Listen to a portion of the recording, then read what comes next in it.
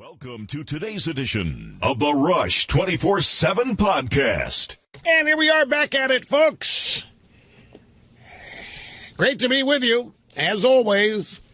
Rush Limbaugh and the Excellence in Broadcasting Network, a program that meets and surpasses all audience expectations every day, as well as confusing, apparently, quite a few people each and every day.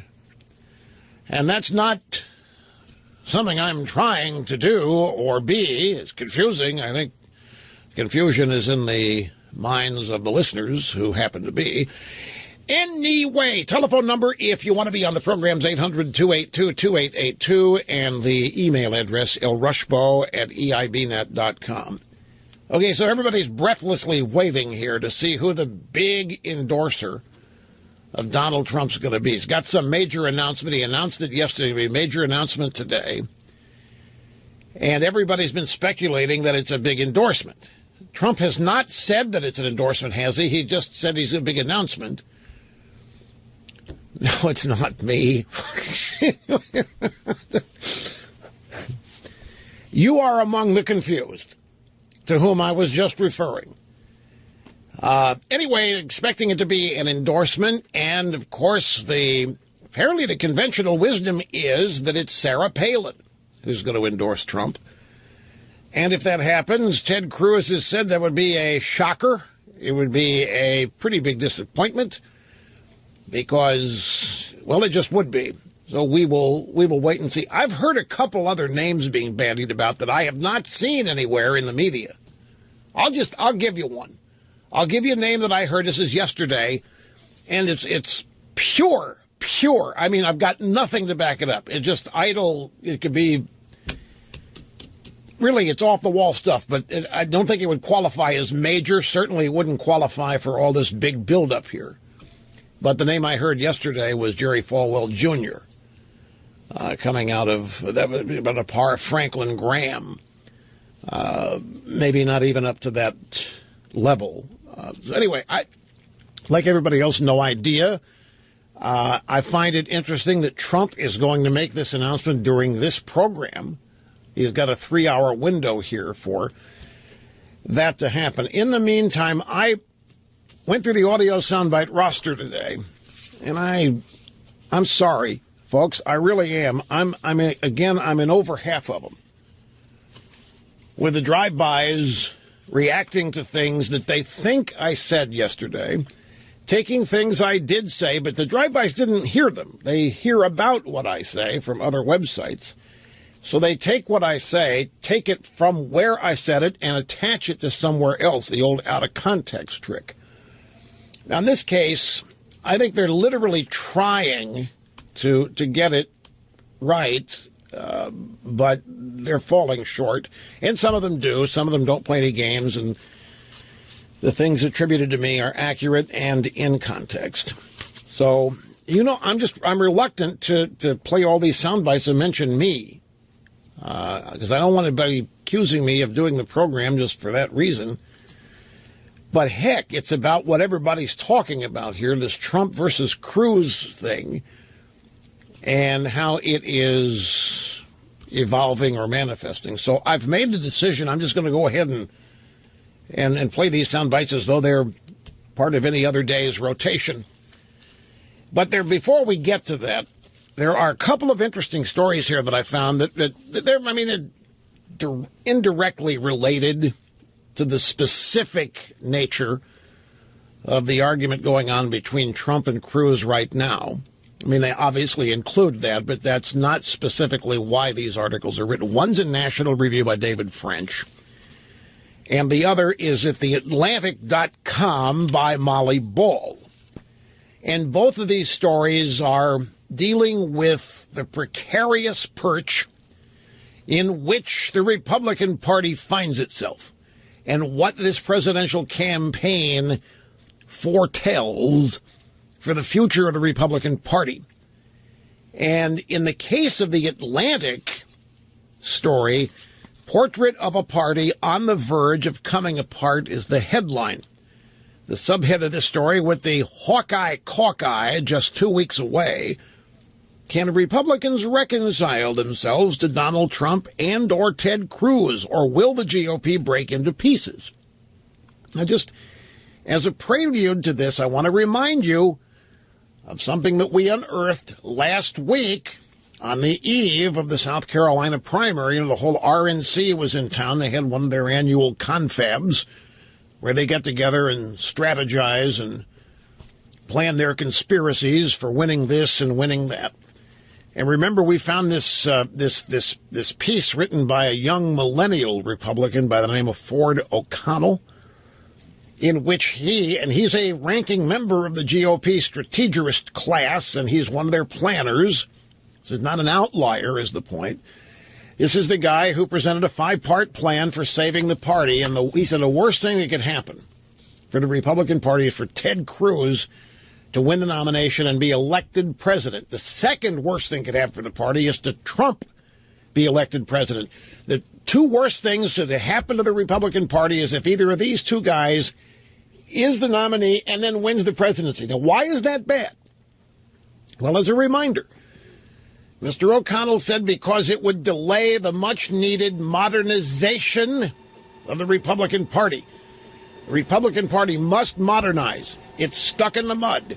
It's stuck in the past, and it must get hip, and it must get with it. And how did he define modernization? Very simply, we've got to hug the gays. Ford O'Connell, millennial GOP, ranking, strategist, analyst, whatever. We have to embrace the gays. We have to embrace the LGBTs. We have to embrace this counterculture and let them know we love them. We must be on the leadership team that advances the whole notion of comprehensive immigration reform. In other words, amnesty. There was one other, I forget the fourth point. It might have had to do with, no, that's number 5. The one I've forgotten might have to do with minorities or African American. I don't remember. But number 5, which probably should have been at the top of this guy's list, because this is probably the most important thing. Although I think hugging the gays and getting rid of Reagan are a close first and second in terms of what's important with these guys. But he said we got to get rid of the fetish of Reagan. We have to stop being tied to the Reagan past. It is dooming us, and it is preventing modernization. And this guy went on to say that the best thing to happen for the party would be for, if the nominee is Cruz or Trump, to lose. Because if either of them win, then people are going to get the wrong idea about the Republican Party and what it stands for. And we can't have guys like this winning. We want them to lose, which means this guy and whoever he's speaking for would actively work for the defeat of Cruz or Trump, which means supporting Hillary. So you've got Republicans admitting they would do that in order to, in their words, save the Republican Party from being destroyed and being prevented from modernizing. So with that as a reminder, David French's piece, National Review, Republicans have overestimated the conservatism of the base. Now, this is a fascinating piece. As you know, I'm a regular consumer of what they do there at National Review. Now, let me just cut to the chase on this. Oh, yeah, the other thing that Ford O'Connell said that the GOP needs to change the primary system to prevent things like this happening. I forget the details, but those are the 5 things. Anyway, this is a fascinating analysis by Mr. French. And then in National Review, depending on who you read, they're in bed with the Republican Party or they're not. The diverse organization, I've got people that believe in the GOP establishment and others who don't. But this piece is fascinating because its premise is that all of this panic on the Republican Party is based in a profound misunderstanding of who their base voters are. Now, the reason why this is important, don't forget, the hoped for, the all eggs in the winter basket for Jeb Bush That's who this establishment in the Republican Party wants. And I saw Lindsey Grahamnesty on TV today, and he's saying, oh, sure, Jeb can still win this thing. Jeb can win Iowa, and then that changes everything. Oh, yeah, you watch Jeb can win Iowa, that would change everything. Jeb's the only guy in this current field qualified to be commander-in-chief. The only guy to stop what Obama's intending to do. He said Donald Trump's insane. He's literally insane. He's crazy. And Cruz is just dangerous because everybody hates him. Nobody would ever be able to get anything done. Jeb, so the point is here, the establishment has by no means thrown in a towel on Jeb, which makes this piece in National Review even more interesting because remember the premise of Jeb's campaign, how he's going to win. They're going to do it without the base. Proudly. They were going to get the Republican nomination. Jeb Bush was going to win it. His support team and all the consultants and all the money people were going to get it by basically flipping the bird at their own base. And they were proudly going to do this. They were going to do it. They were going to be very happy after they had done it. So I think those people also prescribe to the theory that the party must be modernized. And let me give you what the real definition of that is. If you go through Ford O'Connell's 5-point plan, everything in that plan is designed to so offend and anger conservatives that they leave the party. That's what the establishment means when they talk about modernizing the party. That means getting rid of the conservatives. Mr. French comes along here and says these people in the establishment have totally misread and misunderstand who the people in their base are. They have overestimated the conservatism of the base. Now, don't let the headline fool you. This is not a piece which says that the base of the Republican Party is not conservative. It's saying that the establishment has got a total erroneous idea of their conservatism and how it's defined, and it has skewed everything they have done. And let me cut to the nib of this. The GOP underestimated Trump in part because it overestimated the conservatism of its own southern, rural, northern, and Midwestern base.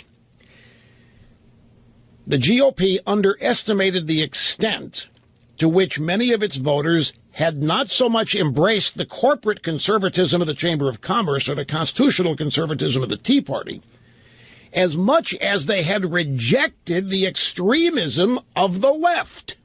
Now, I read this, and I have to tell I was blown away.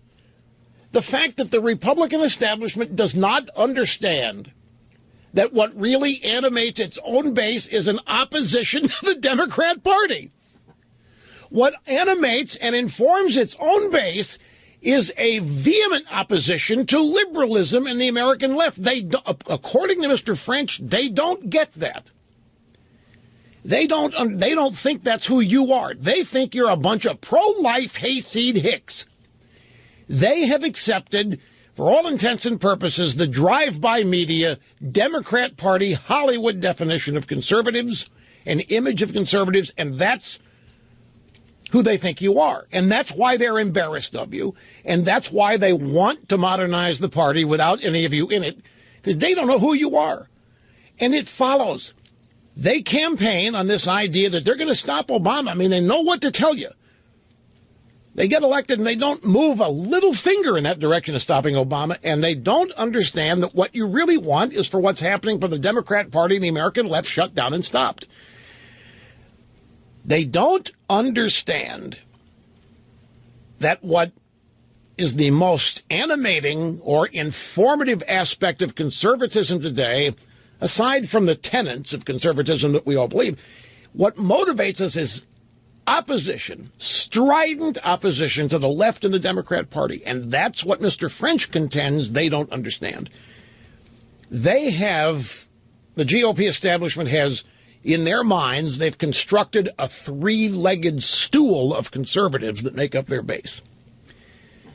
And one of those legs is a bunch of corporate conservatives, Wall Street conservatives, who like the Chamber of Commerce and they're all in for amnesty and this kind of thing. Then there's another group of conservatives that they consider the Tea Party, and these are the constitutional conservatives, and these are the ones that they hate.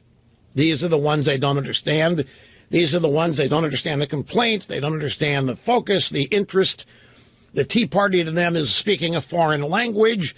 They don't think the Constitution's in threat, in peril. They don't think the country's in peril. They're talking about the establishment. And so all these people, these conservatives running around worried about what's happening to the Constitution, Obama's executive orders, the GOP establishment they disregard them. They think they're kooks. And then the third leg of conservatism that they have not recognized is the conservatism, which I think is a combination of the constitutional conservatism and the base majority that opposes the left. The extremism of the Democrat Party and the left. And what they don't understand is who is in that group of people. It's not just Republicans. Today, that group of conservatives also has as members blue-collar, white male, disaffected, abandoned Democrats. But because the GOP establishment does not understand, or chooses not to, whichever's the case, either they choose not to or they literally do not understand that the thing that animates most conservatives is opposition to the Democrats. In other words, they think you're bad for them because you're a bunch of hayseed pro-life hicks who want to get together and redo the Constitution because you think it's imperiled. They don't think any of that. They don't think there's any crisis whatsoever.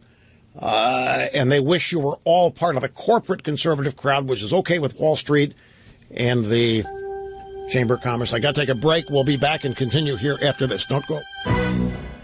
Okay, so the theory stated here by David French at National Review. Republican Party underestimated Trump because it overestimated, this is a key point, overestimated the conservatism of its own southern, rural, northern, Midwestern base.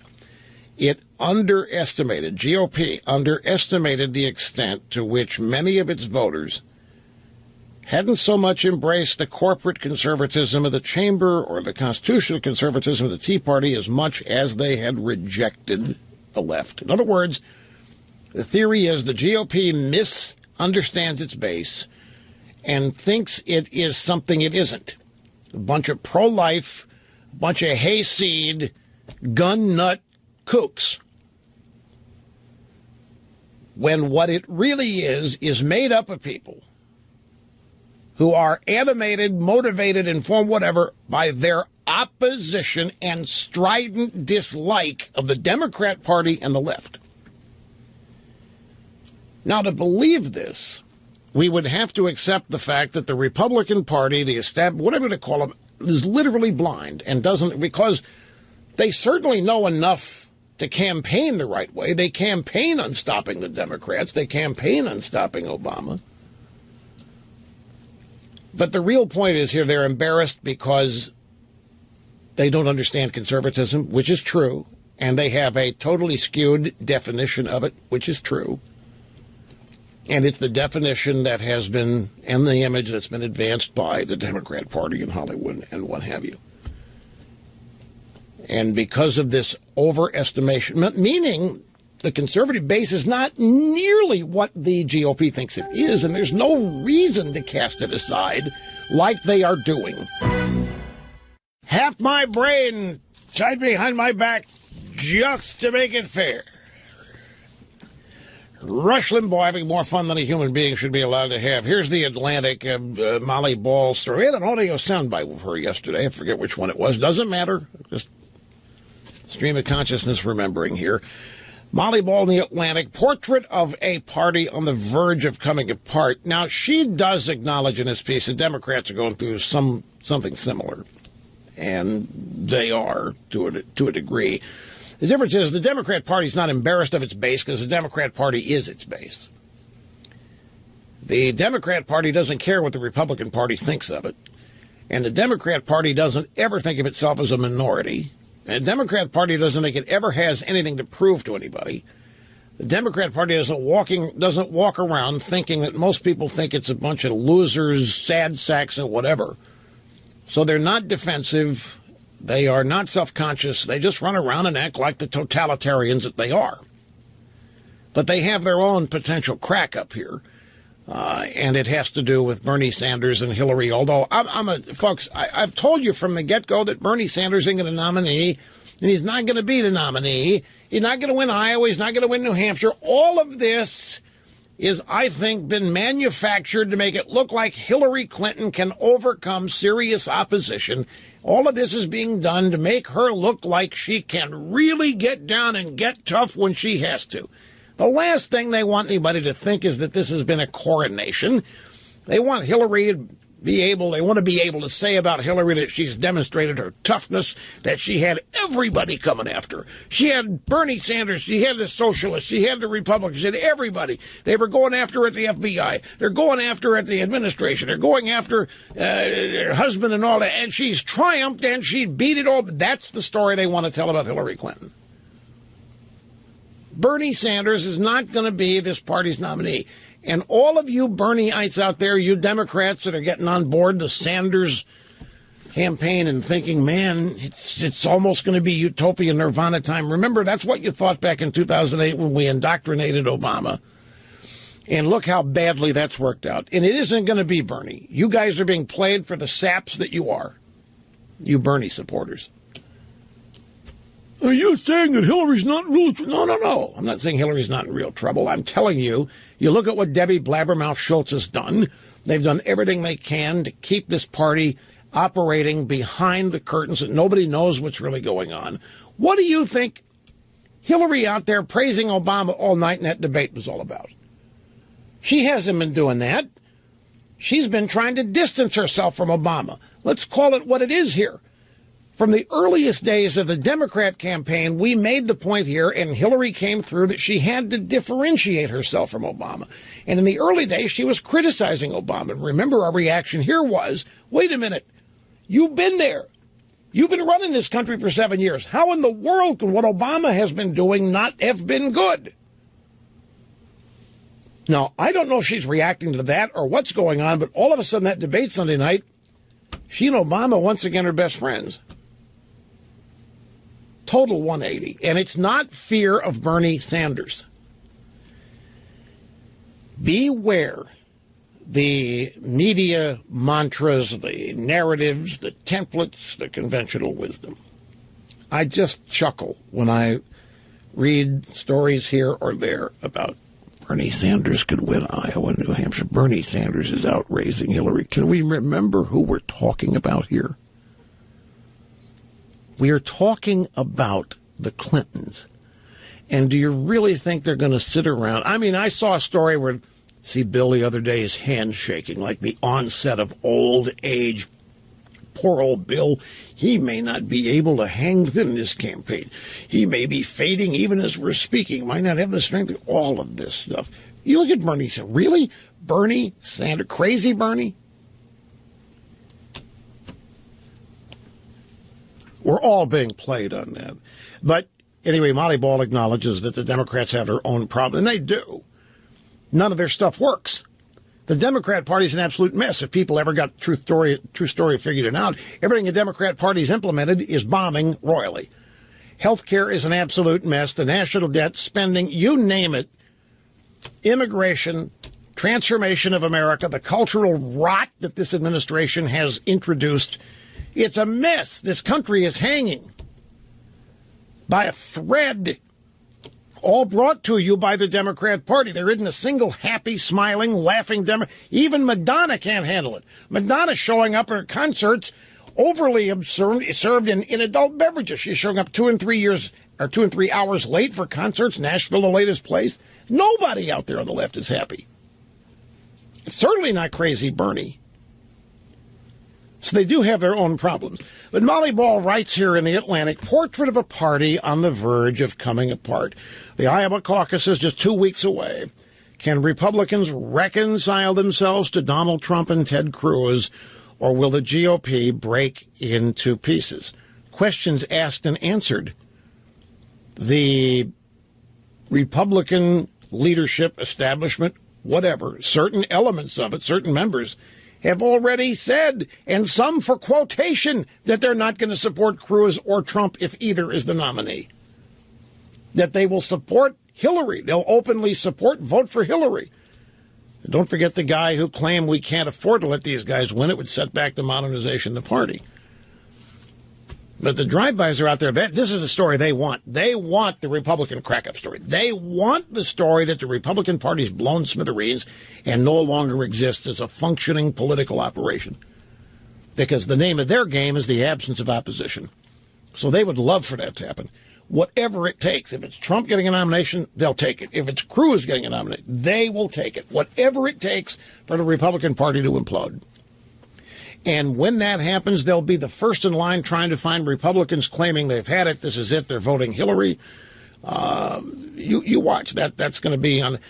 But that would not be. If that happens, if the Republican Party caves in, gives up, goes over to Hillary, or elements of it do, folks, that's an opportunity. Whenever thought the subject of third party comes up here, it has routinely over the entire 27 years I've been hosting the program. Rush, you think the GOP will go third party? I mean, no. It's a guaranteed loser, right? Splits the vote. Whoever you go third party, that guarantees the Democrats win. The objective has always been the conservatives need to assert control over the Republican Party. Well, if the Republican Party establishment decides to abandon the party, well, then we move in and take it over. So there are any number of different ways of interpreting this. Here's a pull quote in this Molly Ball story from Ron Kaufman. Ron Kaufman he's from Boston. You've seen him on TV, but you may not know who he is, but he's during campaigns, he's a routinely and regularly sought out and quoted Republican, they call him a committeeman. Now, a committeeman, in every state, partisans in every state elect a committee man and a committee woman to serve on the RNC. And that's who he is. He's on the RNC, so he's moderate establishment type. And he says of the GOP right now, it's like the NFL. There are two leagues, the centrist conservative league and the right-wing league. We're in the semifinals to see who's going to represent each league in the finals. So note here, he says we have the centrist conservative wing. I guess that means the Romney, McCain, Pataki, whoever you want to throw in there. And then the right-wing league, which would be people like Cruz and Mike Lee and probably most of you. And so we're in the playoffs here, and it's us against them. In the semifinals, see who's going to represent each league in the finals. That will be the Republican primaries. So that's his analysis. Another pull quote here, Trump or Cruz, if they win, if Trump or Cruz does win, he will have laid bare the vacuum where once sat the Republican establishment. Yep. They're the donors, people who give the party a lot of money, think this ought to get them something in return. Trump's running against them. There are the lobbyists and consultants, but Trump doesn't listen to them either. There are the elected officials, but they are held hostage by their constituents. There is no smoke-filled room where the poobahs can go to work and work out a deal and end this. In an age of radical disintermediation, parties can't tell the people what to do. And then she says the Democrats, it should be noted, are struggling with their own version of the same problem. So basically, Trump is running against the establishment, K Street, the lobbyists, the consultants, the big money types. And so's Cruz. Now, to Cruz and Trump. Trump is trying to position Cruz as angry, unstable, can't get along with anybody and thus will not be able to do deals. And if you can't do deals in Washington, you can't get anything done. Got to be able to do deals. And so and Trump has doubled down today on his hatred or his claims that Cruz is despised. Cruz is going after Trump as a secret member of the establishment. Cruz is trying to highlight Trump's past liberalism, New York values, what have you, and say, you people are really, you're falling for a really well-packaged joke and trick because Trump is the establishment. He is every bit the establishment that you don't like and oppose. And what I've detected is that Cruz, and we'll see if this works, Cruz, as opposed to trying to say that Trump is not a real conservative, is going to go after his populism. The theory that Cruz has, a lot of people have, is that Trump is not a conservative Republican, he's a populist. And that's the area you have to go. You have to discredit his populism. A Cruz theory on that is to blow it up and say, he makes you little people think he cares about you. He makes you little guys think he's on your side, and he can talk like you, and he can relate to things, but he really isn't that. That's what Cruz's objective is. Not to try to disqualify Trump as an illegitimate or legitimate conservative, but rather to go after his populism. We'll see how that manifests itself. I got to take another break here. We got phone calls lined up, and the aforementioned audio sound bites, including this one. Let's just go ahead. Grab soundbite number 24. Just came in over the transom. Winterset, Iowa, at the John Wayne Birthplace Museum. Donald Trump spoke, and during the Q&A, an unidentified reporter said, Mr. Trump, Rush Limbaugh and Senator Cruz have warned voters that you may not be a real conservative. What do you say to this? Well, I am a real conservative, and Rush has been terrific to me, and Rush has really been amazing to me. And I actually read what he said, and he's still amazing to me. So I appreciate everything Rush has done for me, 100%. And we'll be back. Don't go touch. Hey, do you love what's going on with Hollywood? For the second year in a row, there are no African-American nominees, and they're acting, oh, this is horrible. Oh, my God, this is terrible. We're going to fix it next year. That's right. Join us next year. We're going to put policies in place. We're going to get this fixed. Jada Pinkett Smith and Spike Lee has said, screw this. We're not going. We're not showing it. Chris Rock is the MC. They're trying to convince him to bang out, not go either. He hasn't made up his mind on what he's going to do about it. But here are these guys, these people that preach to everybody else about diversity and racism, and they have their own bigotry and racism on display. One of the publications went out and they found some voters. Apparently the big rub, Mr. Sturdley, is Straight Outta Compton got zip. It got zip. And apparently there were all kinds of expectations that Straight Outta Compton was going to be nominated in every category. And it got zip.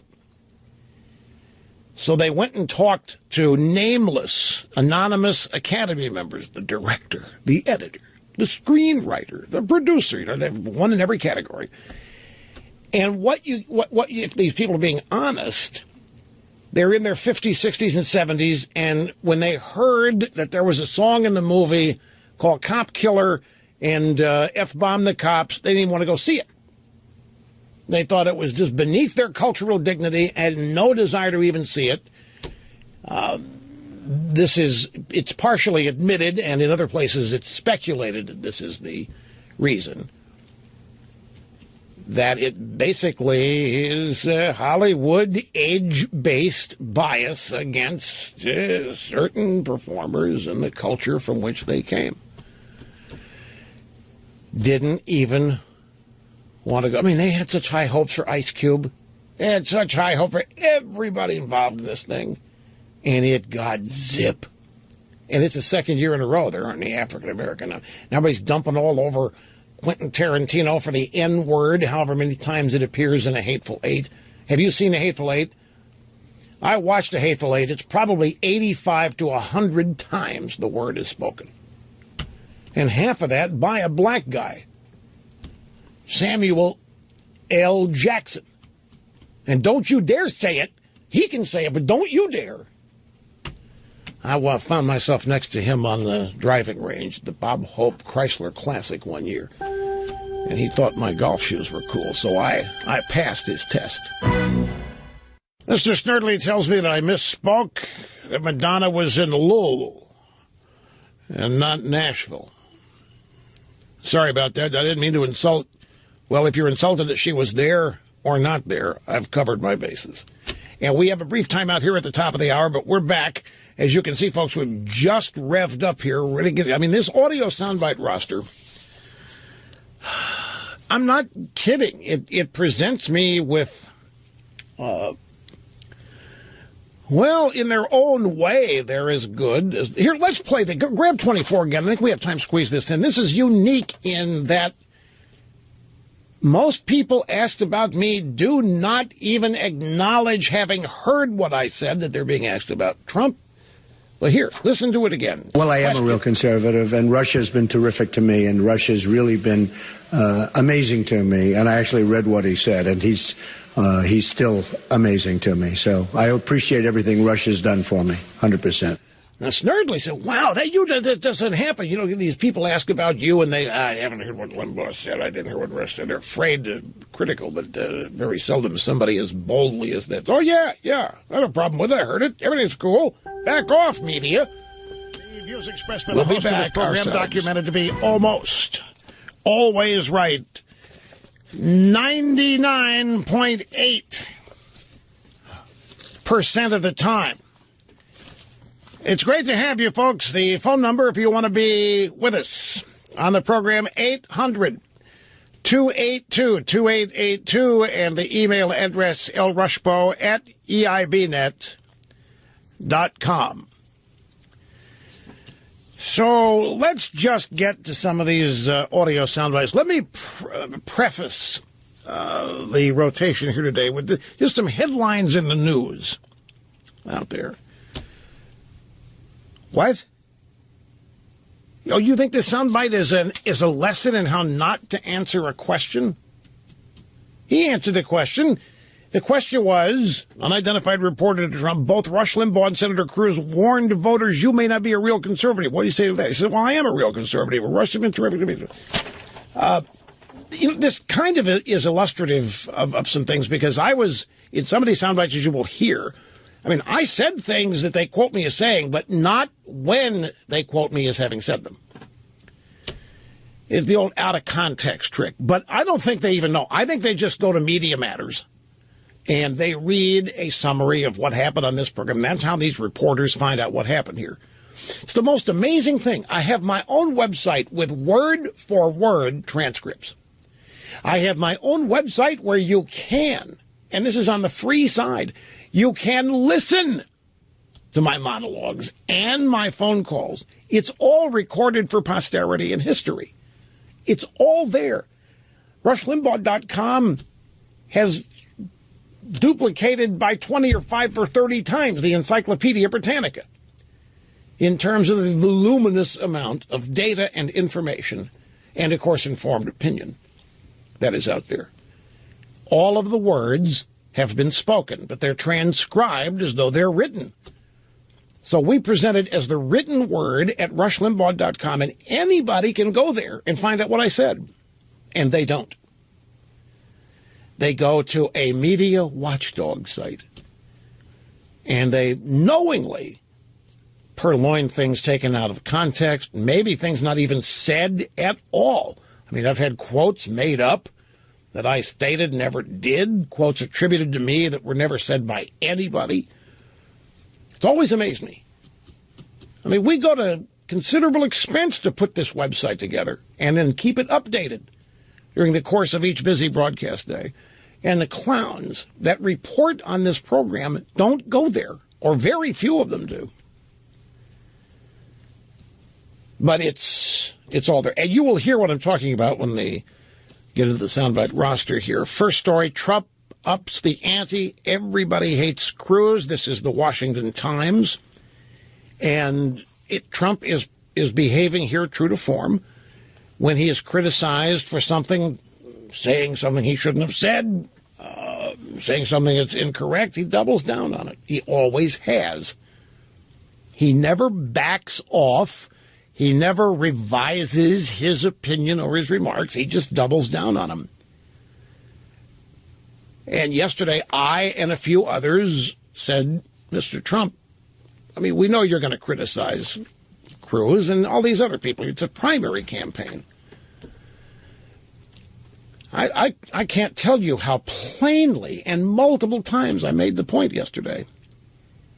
It's silly to expect that Trump and Cruz aren't going to be critical of each other. There's no bromance going on here. There's no united front where these two are not going to criticize each other. That's not how this works, because only one of them is going to win. They both want to win. Criticism, attacks, all of this is tactical and strategic. You plan it, you come out with the way or what with the ways you think it'll be most effective. You target what you want to go after. It's like I say, I think Cruz first started out by saying that Trump's not a genuine conservative, not a real conservative, and I think he's going to give that up. My guess, I'm wild guessing. I haven't talked to anybody about it. I just think he's going to end up going after Trump's populism. That's Trump's hook. That is Trump's appeal. This is what confounds the GOP. You know, they're sitting there thinking that the conservatives in the Republican Party have all abandoned the party and have gone on over to Trump. That's not it. How many times do we have to say this? The Trump coalition's made up a whole lot of people, not just conservatives. 20% of it may be Democrat. And in fact, an increasing number just beyond that 20% may be Reagan blue-collar Democrat. Then you've got some Hispanics, unbelievably to people, women. The demographics are all covered. The Republican base, the Republican Party's thinking they're sitting there thinking that Trump's support base is all conservative, and it isn't. And so that's why going after Trump as a legitimate conservative, I don't think it's going to work, because it's not his appeal. Trump's not out there campaigning as a conservative. He's campaigning out there as a populist. He's campaigning out there as a guy who's fed up with whoever it is that's doing bad and making mistakes and ruining the country, whoever they happen to be and wherever they are. And his support base is made up of people who think, damn right, that's exactly what's happening. That's why I said yesterday, you can have a lot of people who are not conservative supporting Trump's position on immigration and so forth. It's not uniquely a conservative position, opposition to amnesty. So I think Cruz recognizes this, which is, even if he doesn't, even if he continues the attack on Trump as not a real conservative, that's what they decide to do. But the point is, these are going to happen. There are going to be serious efforts to take the other guy out. It's politics. This is what happens. And the expectation these guys are joined at the hip here and united in purpose is a big mistake to make. That's not how this works. There was an indication that that was the way they were behaving up until Trump lost the lead in Iowa to Cruz. That changed everything about how both decided to conduct their campaigns. Trump is focusing on the fact that everybody hates Cruz. So people came out and said that you're going to lose some of the conservatives in your base if you go after Cruz that way, because they love Cruz. What does Trump do? He doubles down on how much nastier Cruz has become and how many, many more hate Cruz. He's not backing off from it at all, which ought to illustrate something else. And that's for all of you people out there waiting for somebody, either in the media or in talk radio or somewhere, to take Trump out or to take Cruz out or whatever. You've got to get off this idea that people out there, voters, are unable to think for themselves. Most people are not sitting around waiting for marching orders. Some, yeah, but most people, at least in this audience, they're intelligent, they are informed, they know what they think before they turn the radio on. They're not turning the radio on here to find out what they think. They have their opinion of Trump, they have their opinion of Cruz. If they get mad at me, it's maybe I don't agree with them. It's not that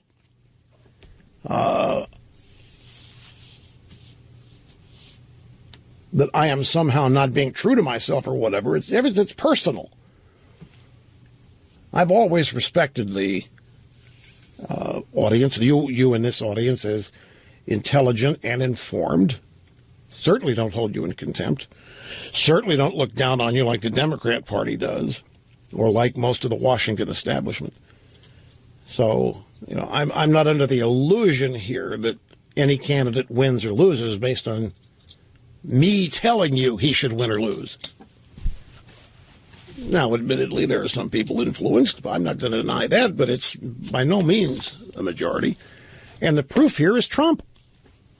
Okay, so Trump gets warned by powerful voices in the media. What does he do? He doubles down on it. He doesn't back off. Although the media thinks he has. I've read a couple of stories. Trump's stopped mentioning Cruz's name here ever since Limbaugh piped up.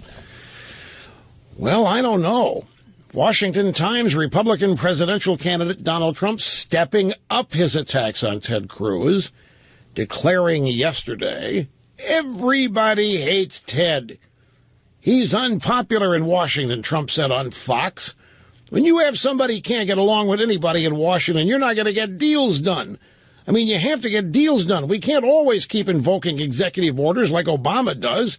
He does because he can't get deals. No, that's not why he does it. That's not why Obama does executive orders. Well, he would love for the Congress to go along, but that's not why he does it. He does it because he's an Alinskyite, he's an authoritarian who has been on a mission to transform this country for 7 years. He's got 1 year left. He's not doing this because he can't make deals with anybody. He's not doing it because people won't cooperate. He's doing it because this is what he wants to see happen in and to the country. And to hell if people don't agree with him. To hell, even more so, he's going to do it on his own to find a way. I was reading my tech blogs last night. I always do this as an escape. It's my hobby.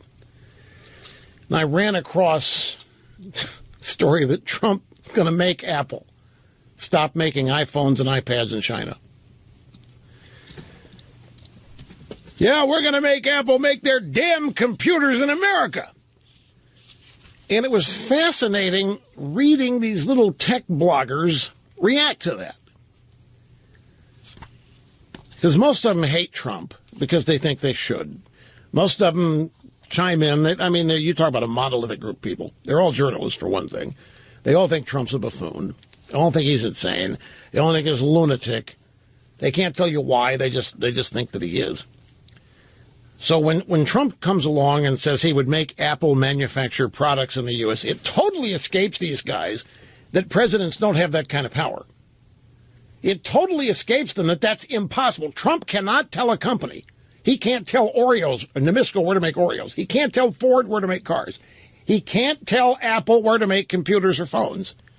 Now, he can come up with tax proposals, tariffs, any kind of incentive he might want. But he can't order it like a king of America could. These guys actually started debating whether or not it'd be a good thing. Maybe you should change their minds about supporting Trump, because wouldn't it be great if Apple were indeed making phones in America? It just totally escapes. This is the danger. I mean, with Obama doing what he's doing, all these young acolytes of Obama think authoritarianism is great. Well, yeah, if Obama was ordering Apple to make phones in America, then they'd probably support that too, but they don't get that these things are not. And Trump knows it too. If you read further in his comments, he lets it be known that he knows. It's the way he communicates. It's the way he sends the signal of what he thinks, that he's decisive and that he's not going to take any guff. Washington Post, why so many evangelicals have faith in Donald Trump. Meanwhile, everybody in the media is trying to make fun of Trump because the way they think he botched the biblical scripture yesterday at Liberty University. So all of that's coming up in the soundbite, so we got to mix your phone calls in it as well. So we'll take a break and get started with all of that when we get back. Don't go away. Well, look at this. What is this from? This is Roll Call. Roll Call Magazine, rollcall.com. Try this headline. Kasich reaches 20% in New Hampshire. An American Research Group poll released today shows that Ohio Governor John Kasich is in second place in the New Hampshire primary, coming in at 20% behind Trump's 27%. Poll conduct January 15 through 18, that's yesterday.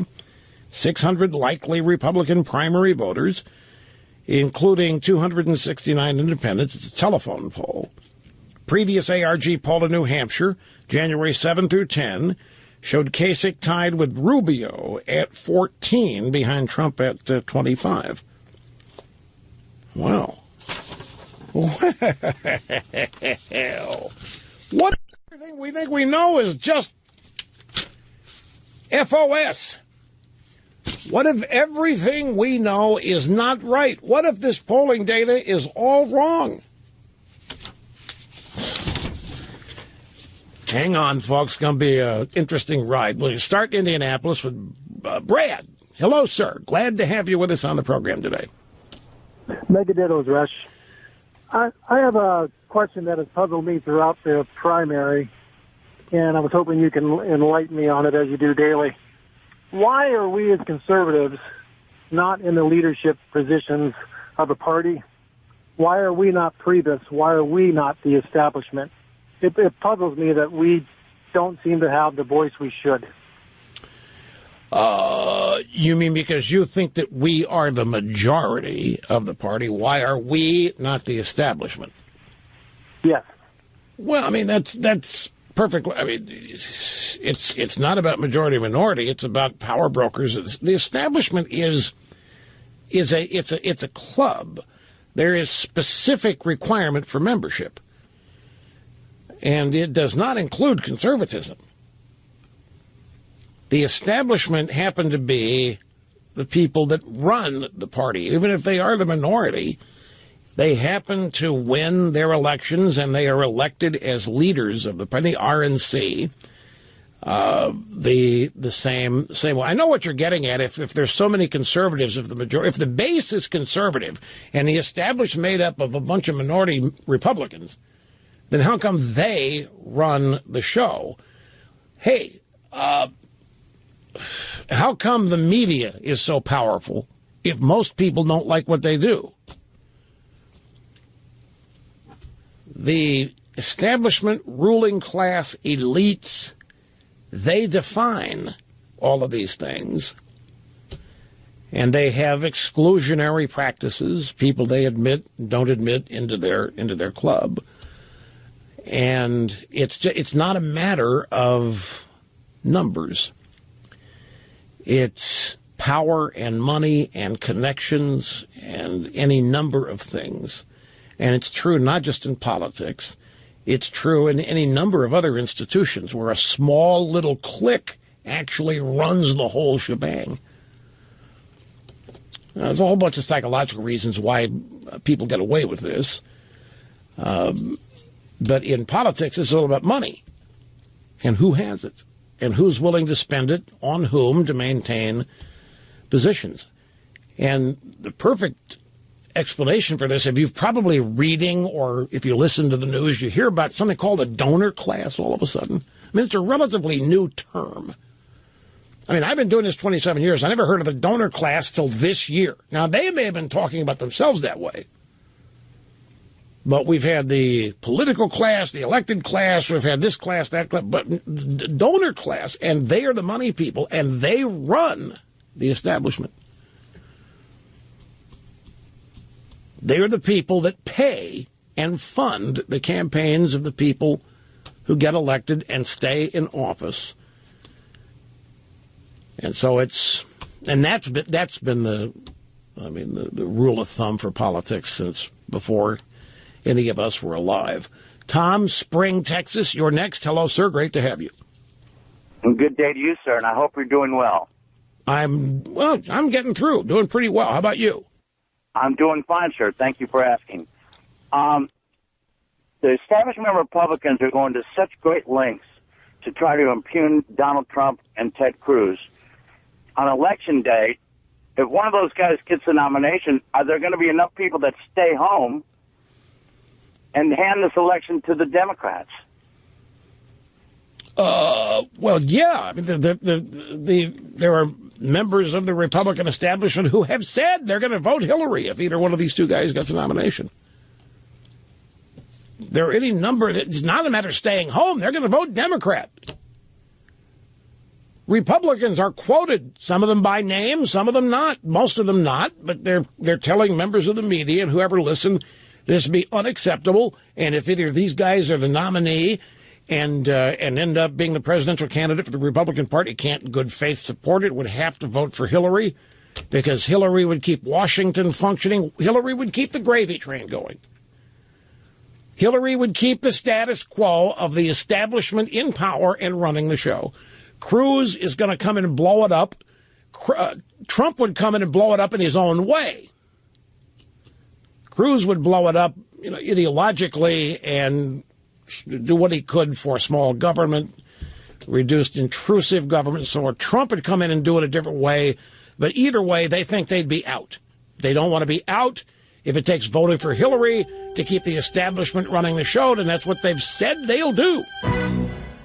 Ted Cruz, for his part, punching back at Donald Trump, throwing punches. Cruz telling reporters yesterday in New Hampshire that Trump is different than Reagan, but added he won't engage in attacks on the campaign trail. Donald did an interview where he described that he thinks he's bigger than Ronald Reagan. I think the American people will make that determination, Cruz said.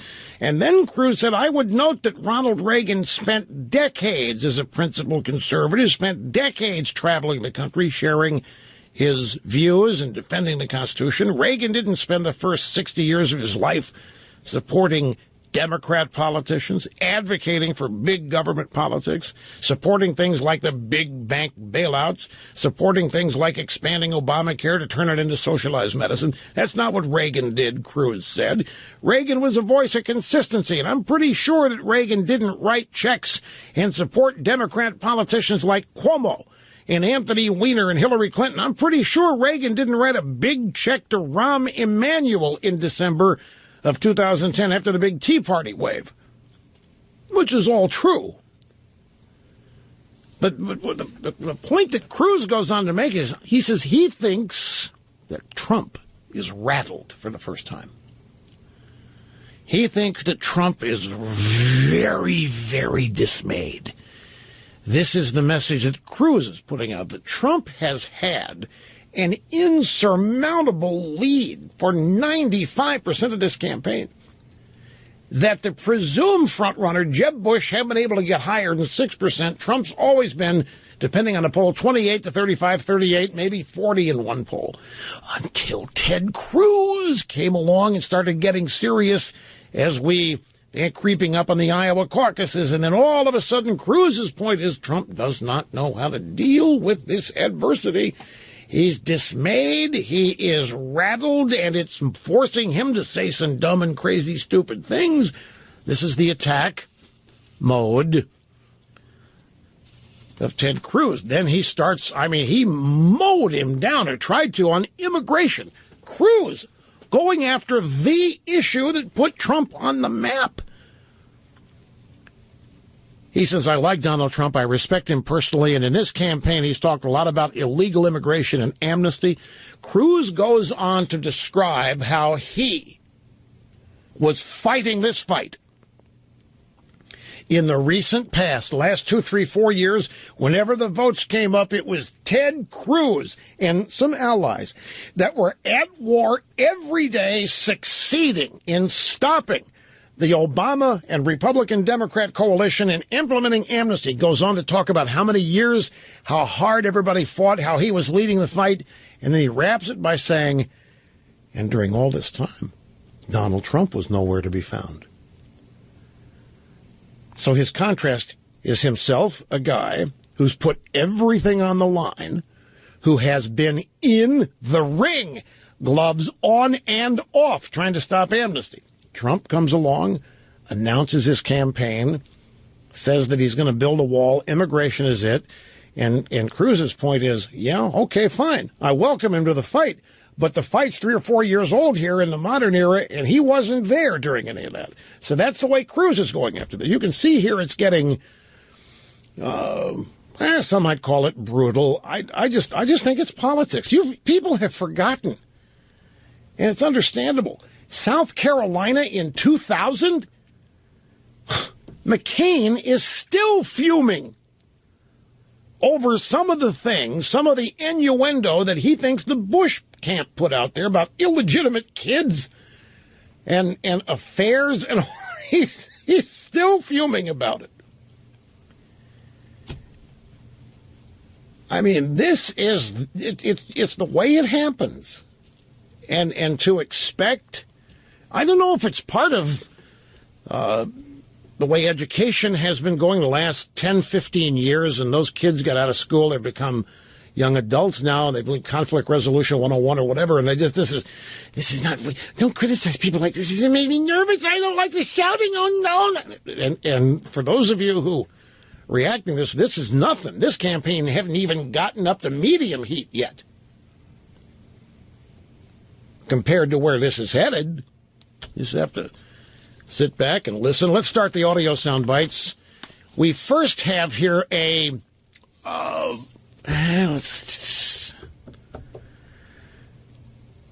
as well. Let's start with number one. This is a montage of media trying to say that all of a sudden they have become biblical scholars and Trump doesn't know what he's talking about when he starts reading scripture at Liberty University yesterday. Wrongly referring to it as 2 Corinthians instead of 2 Corinthians. The standard Christian citation is 2 Corinthians, not 2 Corinthians. No Christian says 2 Corinthians. They say 2 Corinthians. Plenty of people know the Bible, chapter and verse, have been weighing in. Going on about 2 Corinthians, which didn't represent the Bible correctly. 2 Corinthians, 2 Corinthians flub. 2 Corinthians, supposed to be 2 Corinthians. 2 Corinthians? You know, President Obama knows the difference between 2 Corinthians and 2 Corinthians walking down the street.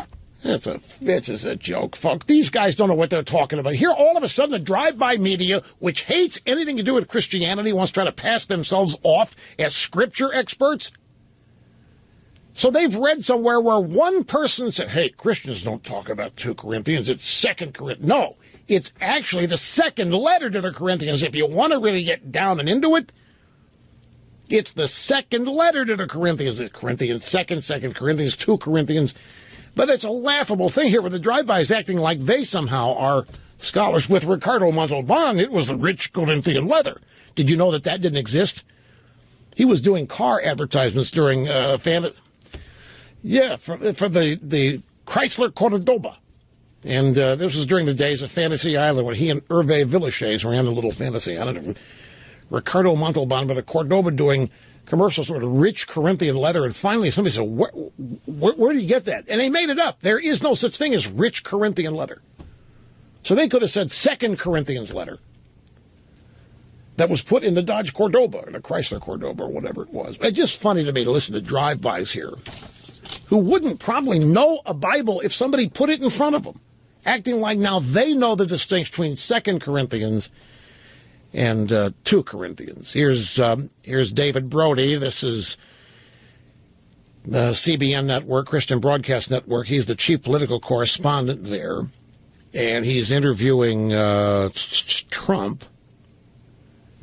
And he said during discussion of Trump's purported slip-up yesterday, 2 Corinthians instead of 2 Corinthians, and they have this little exchange about it. Already on Twitter, there, and even some of the campaigns are saying 2 Corinthians. You want to clear any of that up? Well, I've actually over the years heard it both ways, but I would say probably I prefer saying 2 Corinthians. Okay. But I've heard it as you have both ways. This is so. Folks, did you see this yesterday? I just have to laugh. A lot of people get mad at me for not getting righteously indignant and offended when Trump does what he does. But this is why I asked you yesterday, does it not bother you devout believers that he talks, the Bible slams it? That doesn't bother you? He's getting ready to read 2 Corinthians, as he said. And he's got an audience here at Liberty University. Okay, this is it. This is it. This is what you all really believe, right? I mean, this is, in a nutshell, this is it for you, right? I mean, he's got an audience of Christians there, so it's time to relate to them. Okay, this is it for you, right? I mean, it's all wrapped up right here. But this is it. Bible slams it. Art of the deal, a close second, but this is it, right? And he reads it, and halfway through it, he stops. He says, am I right? Am I right? This nails it, right? This is all it, right?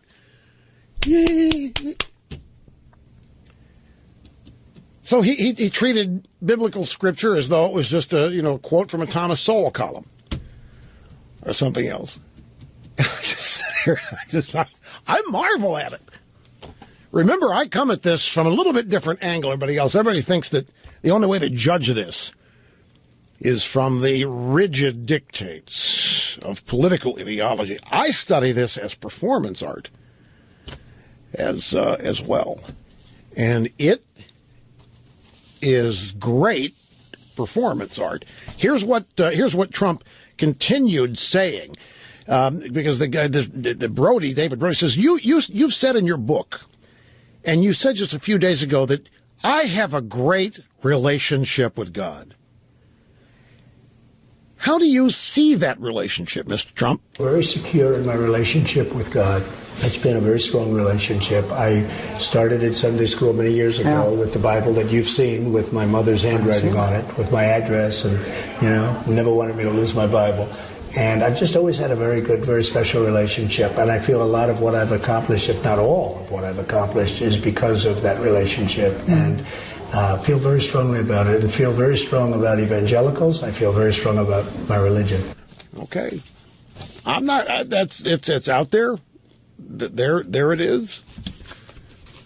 What are you laughing at, Snurdly? What are you... But he's not. Look, here's Obama. Let's go back December 9th, 2014. This is in Nashville.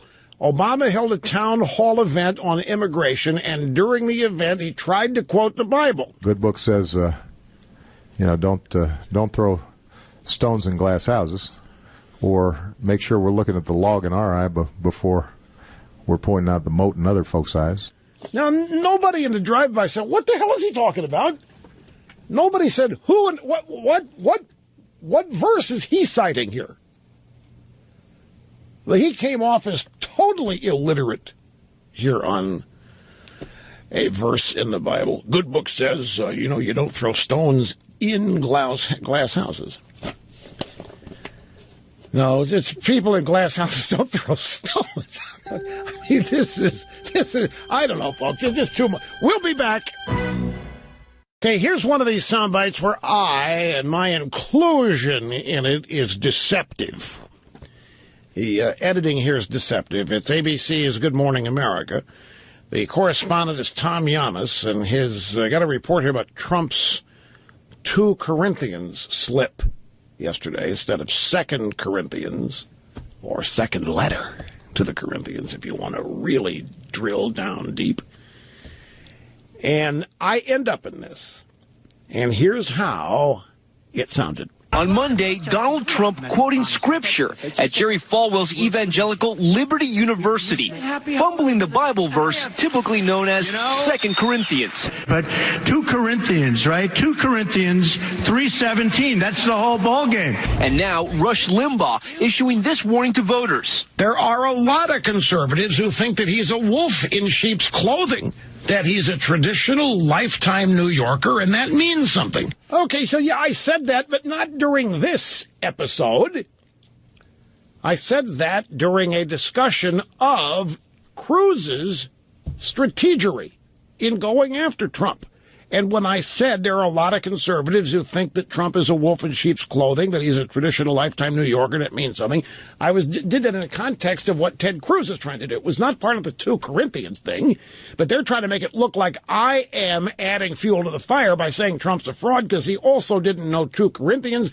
Not only that, he's not a traditional conservative, he's a lifetime New Yorker. This is how these guys do this. Now, I don't think Tom Yamas has the slightest idea. Producer put this thing together and put the script in front of him, put him into a studio and said, read it. And Tom Yamas, on Monday, Donald Trump quoted scripture at Jerry Falwell's Evangelical Liberty University. And does the bit, comes out of the booth, they put it on a TV show, and that's it.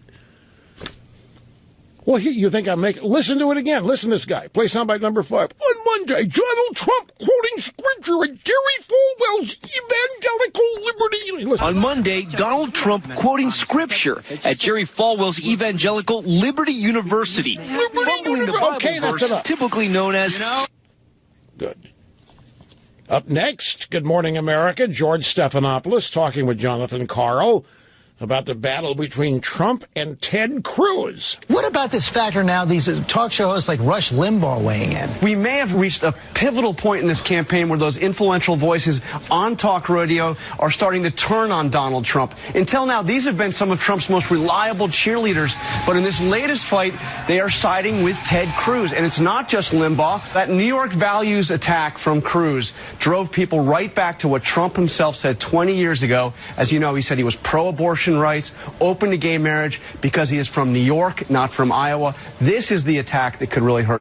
Right, and it's not just Limbaugh. That's what Cruz, in the attack, forced people to go back and found Trump said that on Meet the Depressed back in 1999 with Tim Russert, which soundbite we also aired yesterday. So, well, Jonathan Karl says we may have reached a pivotal point in the campaign. These influential voices on the right on talk radio are starting to turn on Trump. Until now, these have been some of Trump's most reliable cheerleaders, but in the latest fight, they are siding with Ted Cruz. Trump was asked about this and said, well, I am a real conservative, and Russia has been terrific to me, and Russia's really been amazing to me, and I actually read what he said, and he's still amazing to me. So I appreciate everything Russia's done for me, 100%. Did you hear the joke? 2 Corinthians walk into a bar. One of them said, did you hear what Donald Trump said? There's a new report out that Hillary Clinton's private email server exposed some of America's greatest, most important secrets. You know, this keeps trickling out. It really is, and it's been this way for, well, how many months now? 3 or 4 since last fall. This drip, drip, drip of every day, maybe every other day, there's some little bit of news about Hillary and various scandals, and it's never monumental in one day, but the cumulative effect, the impact of all these days added up. This one now is pretty big. Private email server exposed USA's most secret intelligence.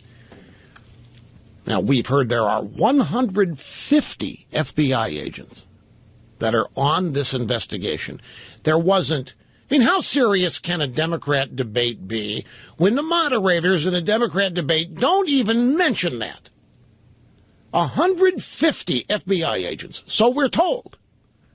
We've also heard from people not part of the regime. Joe DeGeneva, lifetime careerist in the Justice Department with experience there, claims that he's seen so much evidence that they can't not indict. They have to indict. If they don't indict, there's going to be a revolt inside the DOJ and the FBI.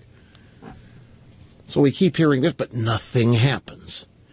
And then Hillary in the debate starts echoing Obama and acting like Obama's her best bud.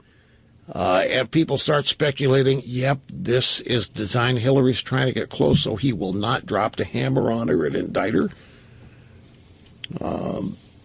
That news just keeps trickling out. But it's not all on the Republican side here. There is tremendous upheaval throughout the American political system, which stands to be, it's a campaign year, presidential year. It's all normal. We got a break. Senator Back Dick after Turbin. this. Sit tight. Illinois out there saying that Bernie Sanders could easily win Iowa and New Hampshire. Let's play a little game. If Bernie Sanders wins Iowa and New Hampshire, then I predict you are going to see panic and rats scrambling around in the Democrat Party like you haven't seen before. I mean, when Obama made it clear he was going to beat Hillary back in 2008. And remember, Hillary benefited Operation Chaos, being orchestrated and run from right here at the EIB network. She'd have been out of that race 3 months earlier if it hadn't been for Operation Chaos. But with Obama coming on, that was new, fresh, African-American, historical. It was cool. It was, wow. I mean, but with Bernie Sanders, an aging 81-year-old Brooklyn socialist, upsetting once again the apple cart of a Clinton coronation, I guarantee you that it may not take Hillary losing South Carolina after that for that race to be over. But I just don't see it. I have to remain true to my proffered opinions, not that I'm inflexible and can't come off of them. I just, for the life of me, I still think what's going on here is a well-orchestrated campaign to make it look like Hillary had to fight off this major, big, huge, unexpected challenge.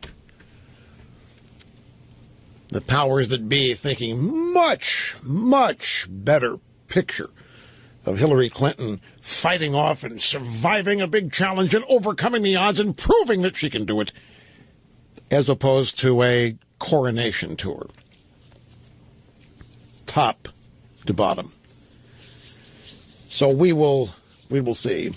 Anyway, greetings, welcome back. Rush Limbaugh here, 800-282-2882, and the email address, lrushbaugh@eibnet.com. I just got an email. Dear Mr. Limbaugh, I am much more worried about 20 million illegal aliens and 100,000 Syrian refugees than I am 2 Corinthians. So could we please stay focused here? Trump hasn't lost focus, and I don't want you to. People are indeed able to look at this. Sense of humor. Back to the audio sound bites here, because there's still a lot of them. We just finished with Tom Yamas, Stephanopoulos, and Jonathan Karl. Over to NBC now. Peter Alexander. This guy gets it right. This was on the Today Show today. He had a report about the recent battle between Trump and Cruz. Conservative commentators are questioning Trump's tactics. Take Rush Limbaugh. Whatever you want to say, Cruz is not a nasty guy. When you get into criticism, it better be believable. All right, I said that, and it's in context, and so it's out there. But they love it. The drive-bys relish it. See, the drive-bys, it's fast. The drive-bys want to take both these guys out, but they know they can't do it at the same time. So they have to take one of them out. Then they go get the other. Whoever gets out first, the second one survives, they'll get them. And they're looking for help. And so they're turning to me, who happens to be just an entertainer. Anytime I happen to utter something that they think is helpful to the objective they have, well, they write in there and they find it and they prominently broadcast it on all their big shows. Conservative commentators questioning Trump's tactics. Take Rush Limbaugh. This is classic. The media loves to get other people to say what they think themselves as a way of maintaining this facade that they are objective and fair and honest. NBC Nightly News. This is Hallie Jackson. She's the NBC correspondent reporting about the Republican presidential primary. Conservative radio hosts are now warning Trump he may be turning off some Republicans with his attacks on Cruz. Watching it all unfold, the establishment candidates, since this Trump-Cruz battle could open up space for one of them to rise. Yes, and you see, that happens to be one of the unspoken little secrets. That if Trump-Cruz heats up and one of them starts doing real damage to the other, then maybe one of the guys we really want can get a push. Maybe a little vacuum is created. Maybe Jeb would somehow launch it and fill it. But don't forget John Kasich in a poll today in New Hampshire, showing up at 20. Are you kidding me? Is that the big answer? Is that the big announcement? That can't be the big announcement. Jesse James, Instagram post on Trump. That can't be. This is the guy that used to be married to Sandra Bullock, the chop shop guy, the motorcycle guy, the tattoo guy. Jesse James endorses Trump, praising him. That just happened. That can't be the big announcement Trump promised. No, it's not. It's an Instagram post. Okay, so here's this guy, Hallie Jackson on NBC. Conservative radio hosts are now warning Trump he may be turning off some Republicans with his attacks on Cruz. So they went last night, CNN got a Trump spokesman to be on with Aaron Burnett. Name is Katrina Pearson. And here's the chit-chat. You just heard Rush Limbaugh saying, Donald Trump, not a good idea. Another one saying you could lose votes if you keep attacking Cruz. Is Trump nervous? Is that why he suddenly went silent on Cruz today? Donald Trump wasn't attacking Ted Cruz today is because Ted Cruz wasn't attacking Donald Trump. Mr. Cruz was attacking Trump over the weekend in the media, and Donald Trump was responding in kind. There is no way someone's going to go out there and attack Donald Trump and him just sit there and take it. It's not going to happen. And that's been the standard operating procedure from the get-go. No news there. Staying on CNN, Anderson Cooper 360. He had Dana Bash on, their chief political correspondent. And the conversation continued. Cooper's question to Dana Bash, did Trump attack Ted Cruz at any of his rallies today? No, not at all. And actually, it was quite surprising. But earlier today in Virginia, here in New Hampshire, not one word about Ted Cruz. Now, Trump has been getting some blowback from some conservative talk radio saying, wait a minute, be careful, Donald Trump, before you go too far in attacking Ted Cruz, warning that he's attacking him and he could risk alienating his own voters. Right. So I got an email, too. Now, this is an interesting endeavor to answer this.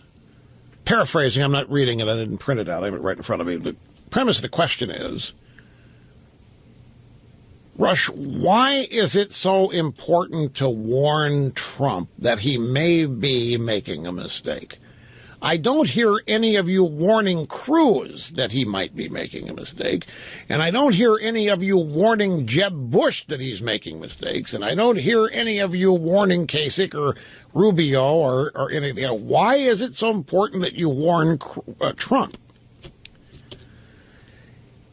And, well, the answer is actually multifaceted, but it is rooted in the idea that whatever happens here, and I know this is going to be tough for some of you out there based on things I've read to stomach, but speaking for myself, I do not think it is helpful to have conservatism bashed as part of this process.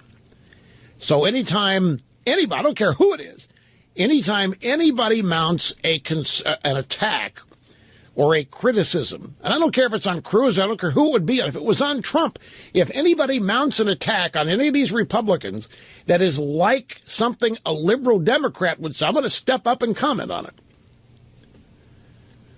I remember back in 2000, I'm sure you'll remember this, George W. Bush out there campaigning as a compassionate conservative, and he said, we can't balance the budget on the backs of the poor. And I'm sorry, but I had to launch on that. That is not the way conservatives talk. To talk that way, to be critical of conservatism that way is not helpful or useful or any of those other things, and it's wrong. So, speaking for myself, it is an objective here to protect conservatism. Now, some of you might, well, doesn't this prove that Trump's not a conservative? Folks, can I take you back to the first story that I shared with you today? It's by David French. It's at National Review, and its focus is on how the Republican establishment has overestimated its conservative base. And the upshot of the piece is that the Republican establishment is shooting itself in the foot because it doesn't really know. who its conservative base is, doesn't understand it, and has a totally wrong conception of who they are, or we are. The Republican establishment considers there to be many types of conservatives, and they think the primary definition of a conservative is a social issues conservative who is pro-life, rigidly law and order, small government, reduce the size of government, stop this needless spending. They think that is what animates the Republican base today. And, of course, that's anathema to them at the estate. They live and work in Washington and government. They don't want to hear talk of it getting smaller. They don't want to hear talk of there being less money. This is how they live. The government's their business. Spending money is their business. Spending their money is how they get elected. What they are missing is that the primary animating aspect of conservatism today, I mean, it's a given that conservative principles define a conservative. It's the application of those principles and the way they manifest themselves today is a total opposition to the Democrat Party, to liberalism, to the left, whatever it is. That is what is energizing conservatives, not conservative principles, because those are a given. And if any of you rock-ribbed conservatives out there still can't figure out why Trump appeals to people that you think would automatically disqualify him because he's not conservative, is because he is doing a bang-up job criticizing the party and the policies which are destroying this country. So is Ted Cruz. Jeb Bush doesn't understand this language. Jeb Bush doesn't understand criticizing the left. He doesn't, and Rubio does, but the rest of them don't. You want to know why they're not resonating well? This is not a contest here. Over who is the purest, the most doctrinaire conservative. Who is it that recognizes the immediate threat this country faces? The immediate threat this country faces, and we have been facing and fighting for at least recently 7 years, is the Democrat Party of Barack Hussein O. An authoritarian, leftist, statist, transformative agenda which seeks to turn this country into something it was never founded to be nor intended to be. That's the immediate threat. The immediate threat is stopping what is happening to this country today as implemented by the Democrat Party. And if a Martian landed here and understood the threats posed by the Democrat Party and was able to spell them out, the Martian would be supported. If a Corinthian walked in here from the Middle East and landed on CNN and knew how to criticize Obama and the Democrats and was able to articulate the dire consequences of this nation's future if this stuff doesn't stop, the Corinthian would be automatically supported and celebrated. And this, according to Mr. French, this is what the GOP doesn't understand. The GOP does not think there's a crisis. The GOP does not think the Democrat Party is any different today than it was 10 years ago, 15 years ago. The Republican Party today does not think the Constitution is threatened. They don't think the spending is out of control. There's nothing that we can't deal with. It's so out of whack, the Republican establishment doesn't even understand why this economy is tanking. Can I tell you why the economy is tanking? It's very simple. The federal government under Obama decided to print $4.5 trillion. They gave the money to Wall Street so the banks could remain solvent, so the banks could continue to be bailed out, so that the 1%, I mean, if there's anybody in this country, any single person who's responsible for the divide between haves and have-nots, for this income inequality, it's Barack Hussein O. and his buddies at the Federal Reserve. Barack Obama has done more to widen the gap between rich and poor than any Republican conservative could ever hope to. $4.5 trillion, and not a penny of it If you're going to print money for the purposes of stimulating and not a penny of it ends up in what you and I would consider the mainstream economy, it ends up on Wall Street as securities, bailouts for banks, solvency for the banks, what have you. You can't print that kind of money and not have it come back and bite you. And we're having it come back and bite. You see the stock market plunges recently? The bubble. All of a sudden, these people have gotten used to corporate welfare from the Fed. And all of a sudden, it's gotten turned off now. $4.5 trillion was it, and they're panicking. So everybody's selling off, taking their profits. And you hear rumblings of 2008 all over again. This artificial injection of $4.5 trillion that we didn't have, that we just printed it. Things like this, people out there understand from the first days of Obama, when he first announced his stimulus. All this spending, this irresponsible spending, got to stop. It's eating away and destroying the future of people's kids and grandkids and great-grandkids now. And the Republican Party seems oblivious. It's nothing. It's just the Fed. They're just, okay, we had to keep the banks going, got to keep Wall Street going. I mean, we can't, the rest of the economy was sort of hurting, so we got to keep one end of it up, Wall Street. Don't see anything really wrong with it. Those people all donate to political candidates, so the money, some of the money came back to politicians, which is the money laundering little secret. You want to know why our economy hasn't recovered? You want to know why 94 million Americans out of work? Is because there hasn't been one single responsible economic policy implemented since Obama took office that would get the government out of the way and allow this economy, made up of free markets and investors and entrepreneurs, to grow. I got to take a break. I'm a little long, but do not go away. Sit tight. Back to the phones quickly. This is Steve in Bear, Delaware. Great to have you, sir. Hello. Oh, what a thrill, Rush. What a thrill. Hey, after Hillary's indicted, I want to make a prediction that Delaware's own crazy Uncle Joe Biden will reluctantly agree to be the candidate for the Democrat Party. There have been others who have advanced this theorem that there are two schools of thought on this. And one is that there will be no indictment of Hillary because if there is, don't forget there's Bill Clinton involved here.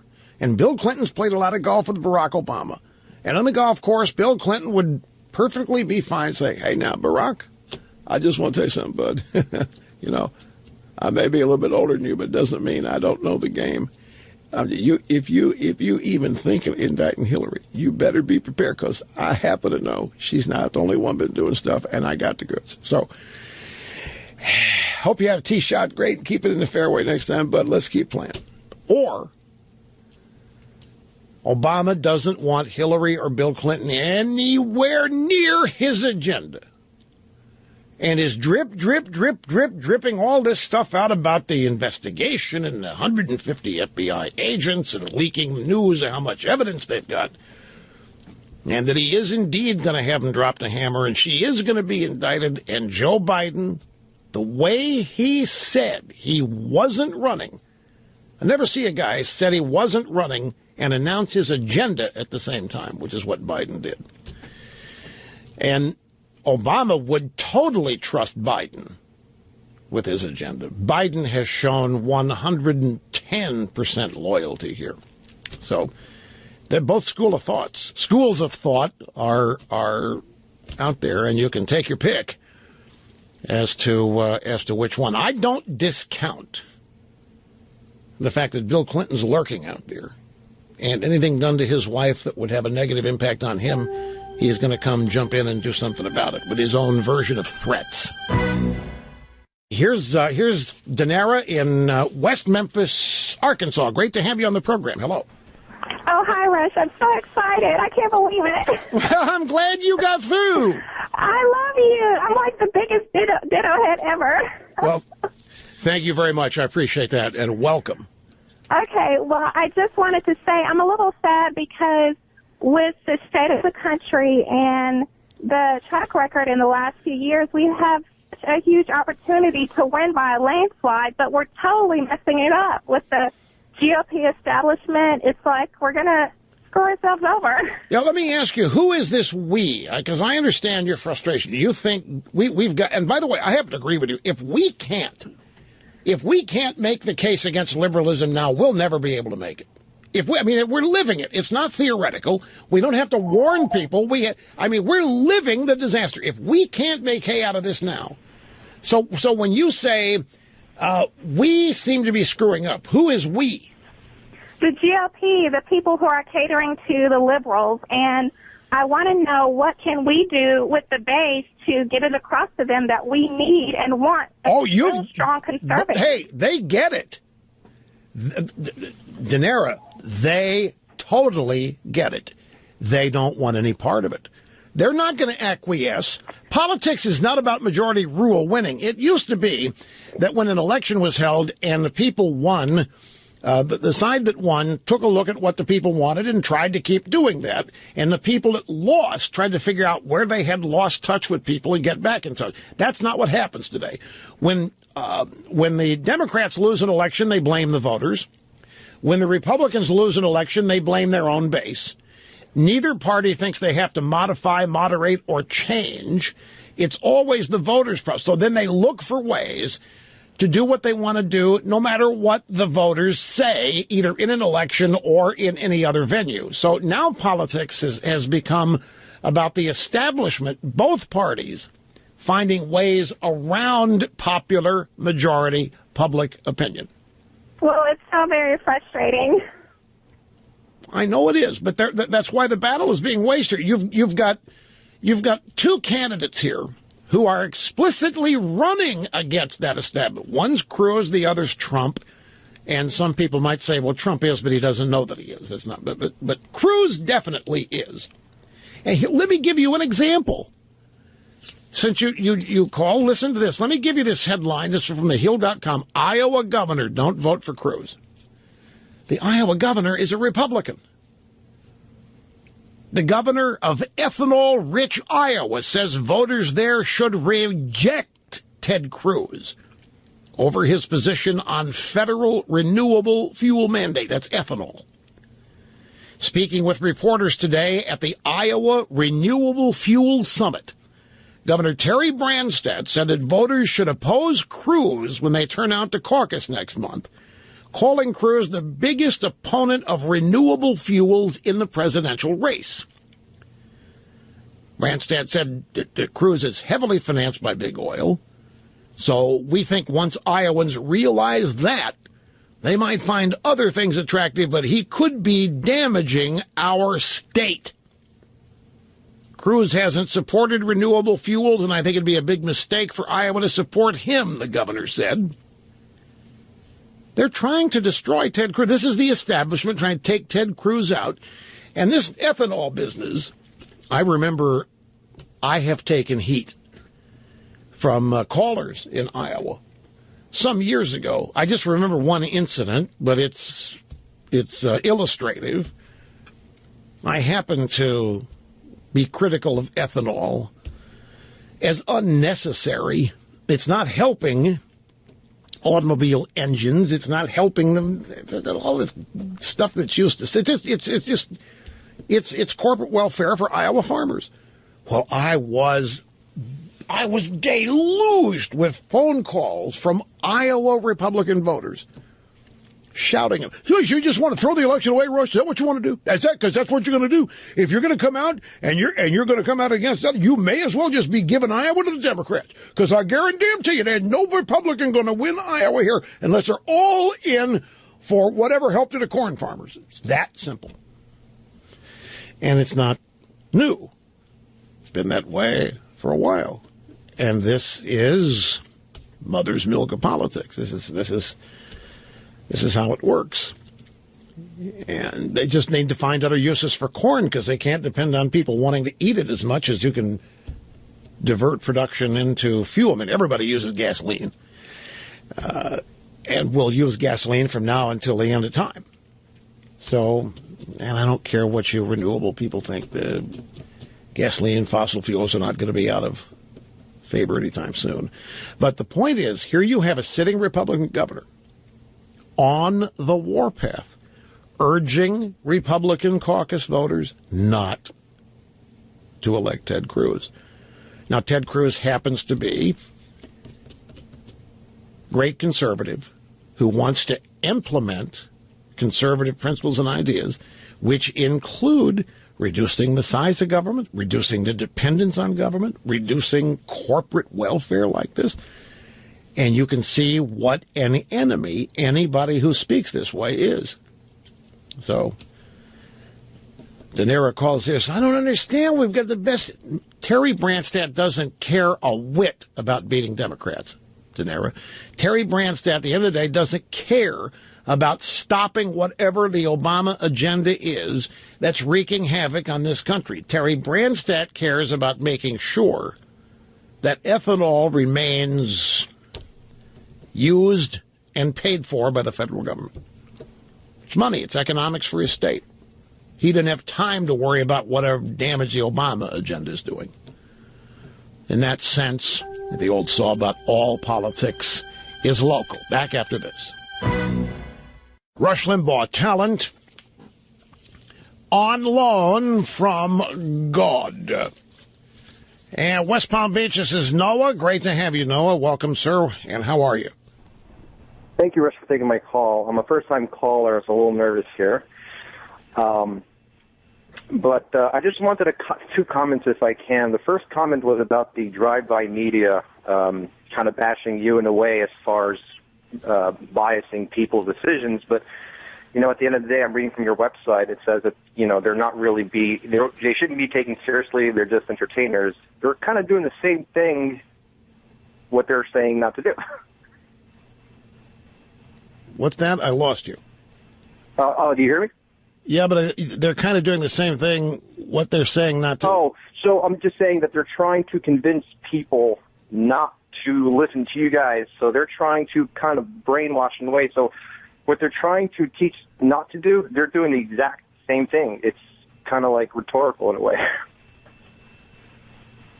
I don't know if you got that, but no, I don't understand. Are you saying the media is becoming like a bunch of entertainers?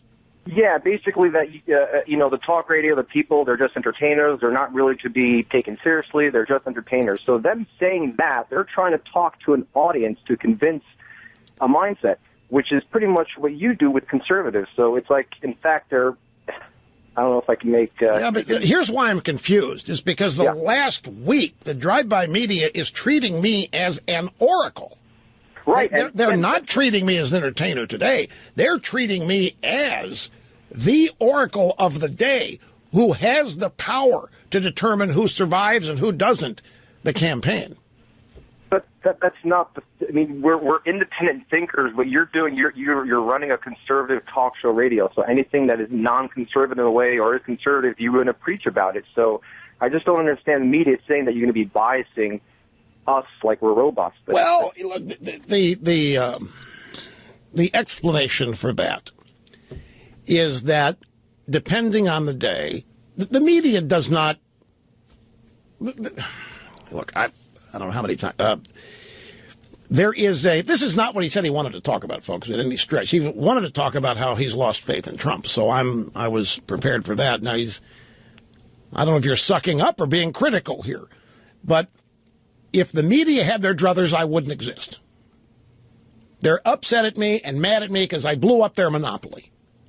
But other days, they think I can be useful in accomplishing what they want.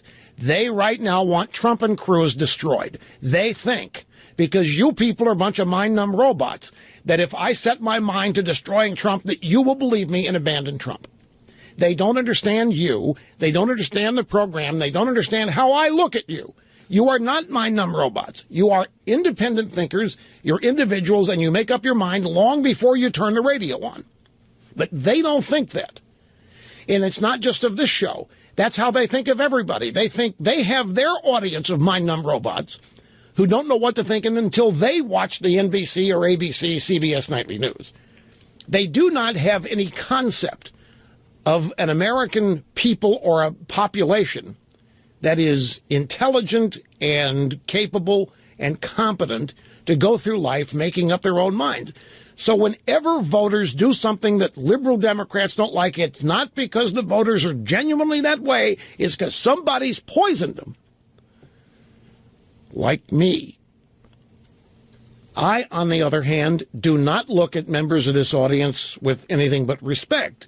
I certainly don't look at people with contempt, and I don't sit here thinking that you don't know what I'm talking about. Quite the opposite. I think you understand everything I'm saying, and I treat you that way.